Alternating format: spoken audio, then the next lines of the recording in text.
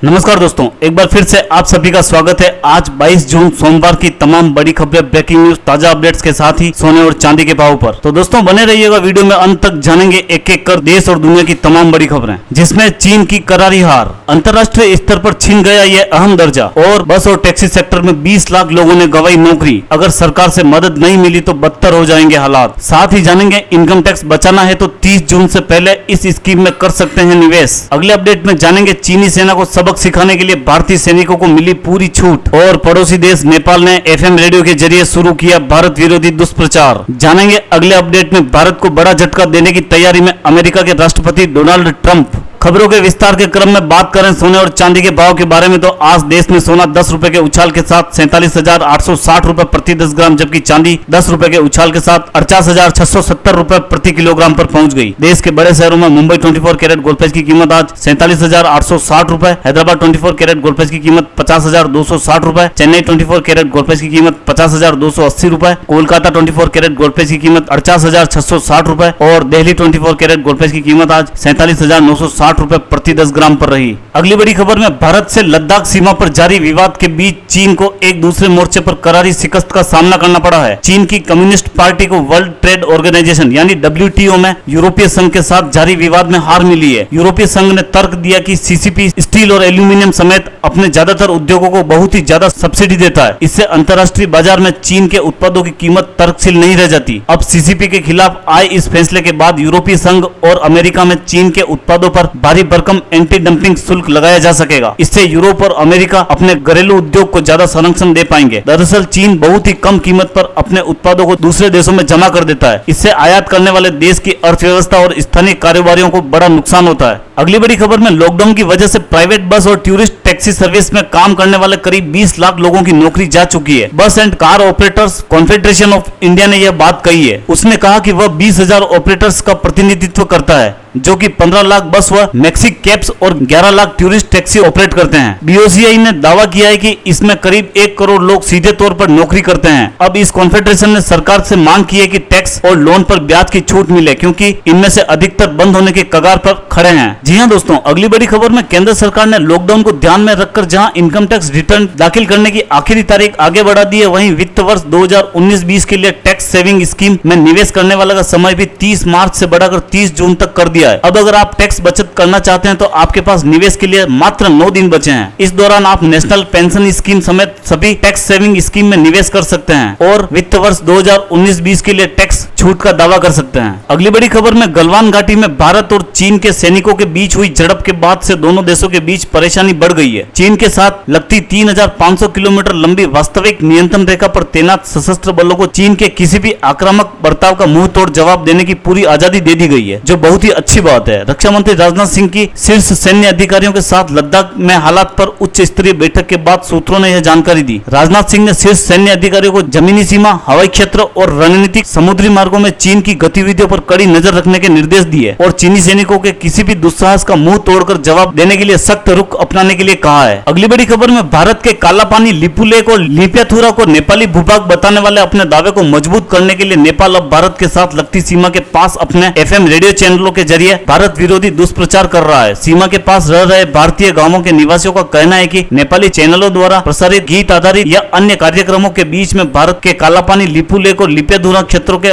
वापस किए जाने की मांग करने वाले भारत विरोधी भाषण दिए जा रहे हैं। चूंकि सीमा के दोनों तरफ के लोग नेपाली गाने सुनते हैं, इसलिए वे उनके बीच में प्रसारित किए जा रहे नेपाली नेताओं के भारत विरोधी भाषणों को भी सुनते हैं। अगली बड़ी खबर में अमेरिका में अपने नागरिकों की नौकरियों को बचाने के लिए अमेरिकी राष्ट्रपति डोनाल्ड ट्रंप भारत को बड़ा झटका दे सकते हैं। अमेरिकी राष्ट्रपति H-1B वीजा, L-1 समेत अन्य वीजा को निलंबित करने के एक आदेश पर जल्द ही हस्ताक्षर कर सकते हैं। माना जा रहा है कि ट्रंप के इस फैसले के पीछे लॉकडाउन से पैदा हुई बेरोजगारी प्रमुख कारण है। अमेरिका इसकी वजह से बुरी तरह से प्रभावित हुआ है, जिसके कारण वहां लाखों लोगों की नौकरियां जा चुकी है। H-1B वीजा के निलंबन से प्रभावित होने वाले देशों में भारत प्रमुख है, क्योंकि भारतीय सूचना प्रौद्योगिकी पेशेवर इस वीजा की सबसे ज्यादा मांग करने वालों में से हैं। तो दोस्तों, खबरों का सिलसिला यहीं समाप्त करते हैं। अगर आप हमारे चैनल पर पहली बार विजिट कर रहे हैं तो आप हमारे चैनल को सब्सक्राइब कर लें, साथ ही बेल का आइकन भी दबा दें, जिससे हर बड़ी खबर सबसे पहले आप तक पहुंच सके। धन्यवाद दोस्तों।